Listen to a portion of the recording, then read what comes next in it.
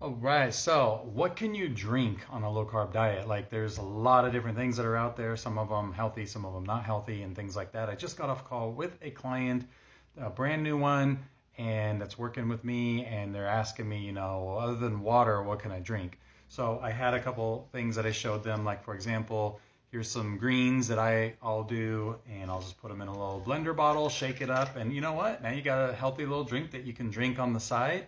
That's just not water or something like that. That's one thing. But there's protein shakes. Now, protein shakes, when you look at them, make sure you look at an ingredient list, look at how many carbs, make sure there's no added sugar in any of these powders that you use. Make sure there's no added sugar in these things, okay? That's what you want to stay away from. But that would be something, look, other than your standard stuff, if you just look online, you can find like, okay, water, tea, coffee, like black coffee, or maybe coffee with some heavy cream in it, you can have. There's, that's kind of the general go-to for low carb stuff. Then you have all the other stuff that now you got to start looking at, like, for example, these shakes right here. Protein is great. A protein shake is great. A couple notes on that. One, if you're trying to lose weight, I would prefer to see like my clients to lose weight with high protein is great, but by eating the protein, not doing a protein shake protocol. Okay, there's a number of reasons why. I got some other videos on why that is.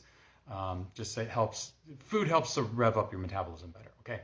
But now there's other things, like there's things like that's hit the market, like something called Zevia, which is a different kind of soda drink. That one, might not be too bad. There is, then you're going to come into this. Okay, now you're going to come into two camps. Either you're going to have the people who are like healthy ingredients matter, and you're going to have other people who say unhealthy ingredients, or ingredients that we don't know if they're healthy or not healthy. Aspartame, sucralose, things like that. Maybe those aren't good for you. So should you have them? They're low carb. Okay, that's where you're going to, if you're doing this on your own, all right, then you're going to have to figure that out for yourself. You're going to have to figure out what's important to you. So is it just about cutting sugar out, or is it ingesting foods, everything that's nutrient dense, healthy foods? See, it's a little tricky when you want to get into things like diet soda, like Diet Coke and stuff with aspartame and artificial sweeteners, because they're artificial. They're not grown in nature. So are they really good for you? But on top of it, weight loss isn't really just about carbs and sugar. There's a lot of other things going on inside the body that it's really hard to know. And, when you're ingesting those things, it might affect your insulin.